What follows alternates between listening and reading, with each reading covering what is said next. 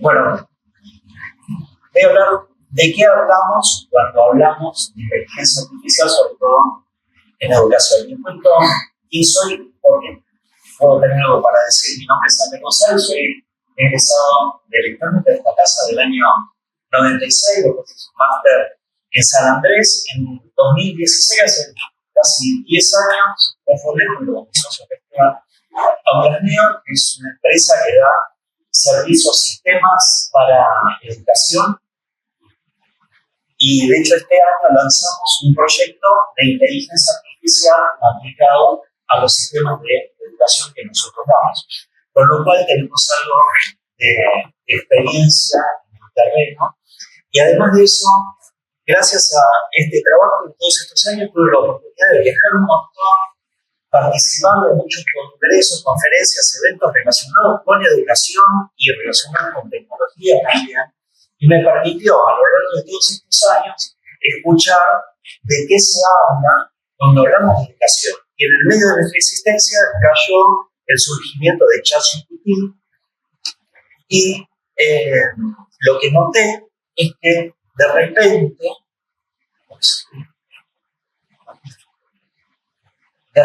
todas las conversaciones empezaron a enfocarse en inteligencia artificial. En particular, me gustaría destacar este evento, que es la conferencia del Instituto para el Futuro de la Educación, que organiza el Tecnológico de Monterrey, es una universidad muy importante en México. No tengo comisión con el TEC de Monterrey, pero recomiendo que las autoridades de la universidad, de la UBA, todos en realidad que participen activamente, porque realmente es muy interesante. Hay un montón de foros. En IA nos hemos dado cuenta de que no hay verdades absolutas. Es muy importante la conversación. Bueno, el lenguaje de la conexión, ¿no? Me parece que es lo más importante de esto: hablar mucho, conversar e intercambiar con nuestros colegas que se dedican que se ponen los mismos problemas que nosotros. De este congreso que tuve la oportunidad, de hecho, la oportunidad de ir a principios de este año, que estaba terminando, se realiza en enero, tuve esa sensación de que todas las charlas eran de IA. Y quería traer ese mensaje acá, pero digo, no voy a traer opiniones, sino que quiero traer datos objetivos. Digo, ¿cómo pues, no? Que se está hablando, sobre todo de IA, que esto cambió un montón en los últimos años, y además veía en relación con qué, ¿no? Ahí está. Entonces me ocurrió una idea. Dije, voy a hacer un programita. Agarré el IDE con IA y lo bloqueé. No sé si conocen el tema Vibe Coding. Es básicamente pedirle a la IA hacer un programa que haga tal cosa y la IA escribe el código sin que uno tenga que escribir una sola línea de código. Esto no es posible porque si no, jamás podría haber hecho esto. ¿Qué hice? Me descargué los proceedings y todas las memorias del Congreso de los últimos 5 años, que en realidad son 4 porque no se hizo. Me bajé todos los artículos desde el 2021 al 23, 24, 25 y hice el programita, que me haga el programita esto, que agarre todos los PDF, que busque los abstracts, meta los abstracts adentro de una base de datos y vemos cómo arrancamos. Después quería demostrar, de qué se trataban todos estos artículos. Me encontró 944 artículos en todos estos años, que a mano imposible poder analizar. Entonces dije, ¿cómo transformo todo esto en números? Me acordé del concepto de embedding, que tenía, se conoce mucho, que es transformar lo que sea, cualquier representación, en un vector. Un vector, en este caso, de 1024 dimensiones. 1024 números que representan cada uno de los abstracts de todas las charlas de los papers que se presentaban en este congreso.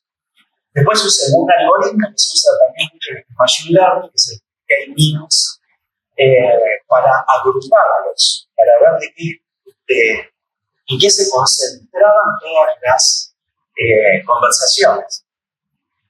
Decidí hacer 10 grupos de artículos en los que tenía el algoritmo, y después yo tenía un espacio, eso me convirtió los artículos en puntos en un espacio de 1024 dimensiones. Como holográfico, bueno, hice como una proyección, elegí dos ejes en un plano imaginario. Uno, agarré el vector que corresponde al concepto de inteligencia artificial y otro al de innovación. Me costó no verse, pero bueno, elegí ese porque había bastante para ese lado. Y dije, bueno, a ver qué nos da, ¿no? Esto para mostrarles. Así como se ve en el artículo del PDF, y así son los numeritos en el que me lo permití, ¿no?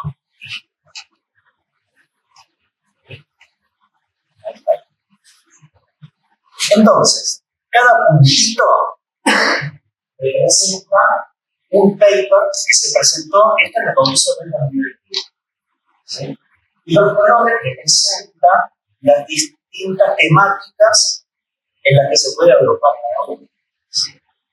Y vemos que las es inteligencia artificial en la educación, y en el 2021 había 3 puntitos. O sea, 3 artículos claramente votados. Si el junio, el colonio, medio mostrarse, el máster se agrupa así, es innovación de medio genético, ¿no? Pero bueno, evidentemente todo el mundo está tratando de innovar, y esto era la conversación de la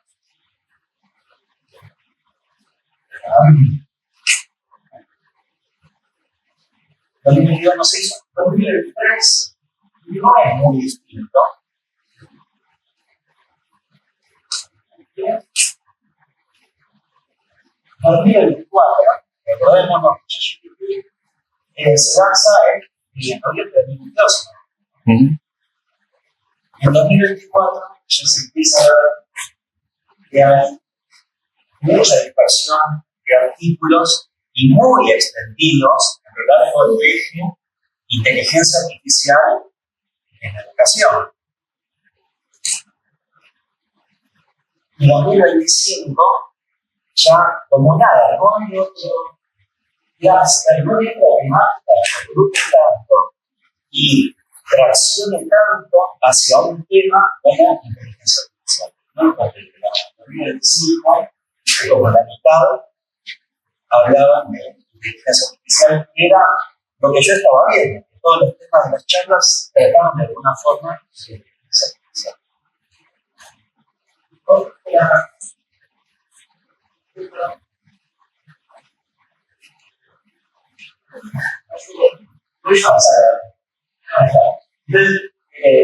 Me gustan las nuevas palabras.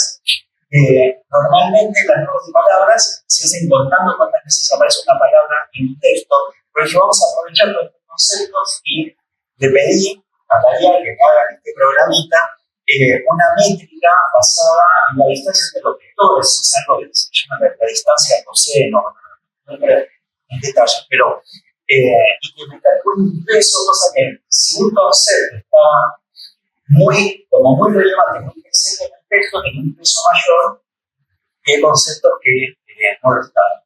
Y vemos cómo en 2021, ¿no?, se da algo de inteligencia artificial, pero mayormente es lo que innovación, tecnología, virtual, bueno, veníamos de la pandemia, así COVID,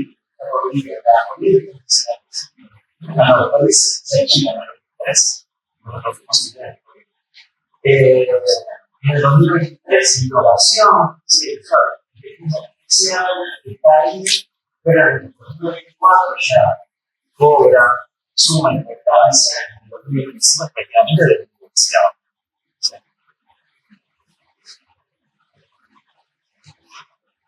Ahí.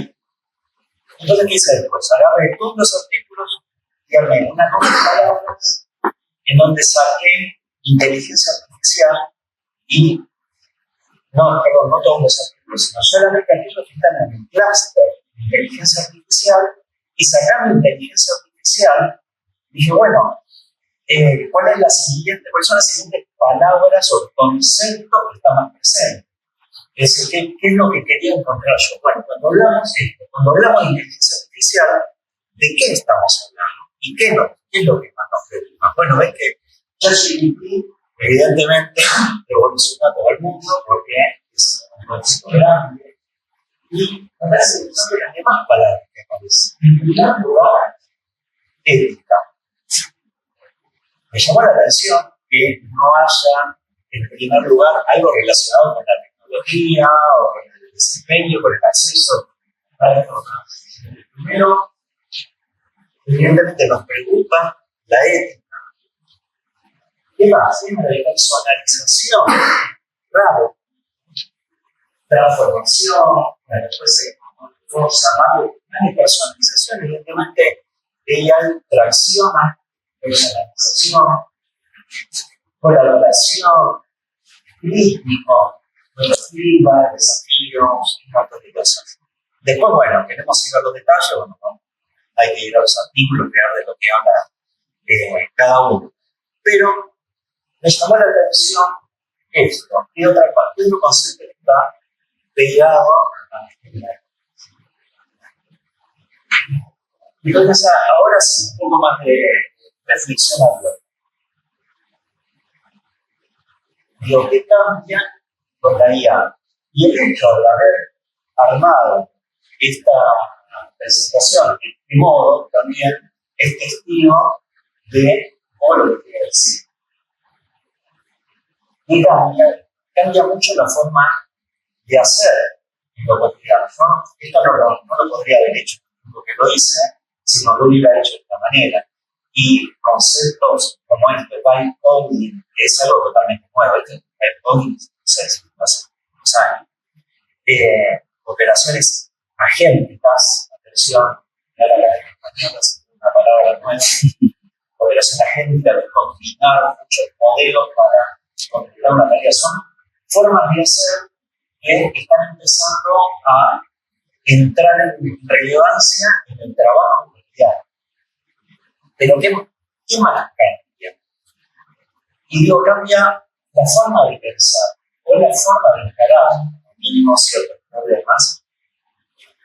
¿Por qué? Encontramos matemática como nunca había visto, tanta matemática junta y matemática pesada y cálculo desde las ecuaciones de Maxwell, que no había visto un gradiente, y ahora se usa gradiente, el descenso de gradiente para entrenar machine learning, álgebra con vectores, matrices, tensores en general, otra cosa de repente, matemática que estaba en unos libros llenos de humedad y de repente empieza a surgir estadística, el teorema de Bayes, con la base de un montón de estas tecnologías que se están haciendo, y luego campos de aplicación. Es decir, yo ahora hice nubes de palabras, en vez de contar palabras, usando embeddings.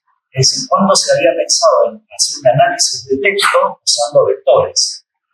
Evidentemente, nos cambia la forma de encarar los problemas. Y digo, ¿por qué no? ¿Qué pasa si hacemos embedding? No sé. Pero empieza a surgir nuevas herramientas. Es interesante cómo renacen estas preguntas y esto de que ética sea primero le aparece relacionado con él. Les voy a contar una anécdota que estamos tratando de meter un modelo de IA en un proceso industrial. El problema que tiene los procesos industriales necesitan que sean predecibles, que sean consistentes, que siempre funcionen de la misma manera. Entonces, con un amigo colega, teníamos esta conversación. Me dice, yo le pongo un prompt al modelo y me contesta una cosa. No cambió nada. Me puedo preguntar a mí, me dice la rosa. Y me dice, al final, yo no sé si me está diciendo la verdad o qué. Entonces yo pongo cara de Sócrates y le digo, ¿qué es la verdad? y me dice, te pusiste el filósofo, pará. pero nos estamos empezando a preguntar cosas como qué es la verdad, qué es el ser, qué es la percepción, cómo se es. Entonces, esto, la ética, ¿qué es la ética? Es el estudio de lo que está bien y lo que está mal, correcto y incorrecto. Me gusta ver la ética, bajar un poco del pedestal de la censura o de la política y más bien plantearnos, porque cuando hacemos predictores, nosotros un predictor no podemos decir si es verdadero o falso. El predictor me dice si va a llover, no sé si es verdadero o falso, hasta que lo compruebo y ya no existe. O sea, no desde un punto de comprobación de verdad, sino de evaluación de cuán relevante es un resultado y qué implicaciones tiene un resultado de un modelo de proceso que sea en los otros modelos, los otros elementos del sistema. Yo arranqué esta charla diciendo que no quiero traer opiniones, sino que quiero traer puntos objetivos. Mentira, porque en todo hay una profunda subjetividad, porque cuando yo elegí qué modelo, cómo parametrizarlo, y al fin y al cabo elegí si presentarlo o no, yo me pregunté, bueno, está bien, ¿qué quiero decir con esto? ¿Es relevante? ¿Qué va a pasar al otro? Y son estas preguntas que, como mi última conclusión, es que nosotros nos pasamos desde Copernicus, Aristóteles, desde 100 años, desalojando la subjetividad de la ciencia. Claro, tenemos que sacar la superstición, la opinión no fundada, todos los problemas que había en ese momento para una ciencia que pretende ser subjetiva. La ciencia que pretende ser objetiva. ¿Sí? Y yo creo que hoy, más que nunca, necesitamos volver a recuperar un sujeto desde otro lugar, desde otro rol, un sujeto responsable, un sujeto soberano de sus decisiones, porque decidimos qué hacer y lo que planteaba Ricardo con el examen. Detrás de ver si una respuesta de una máquina está bien, es aceptable o no, hay una persona que tiene que decidir y somos responsables de esta decisión. De estas cuatro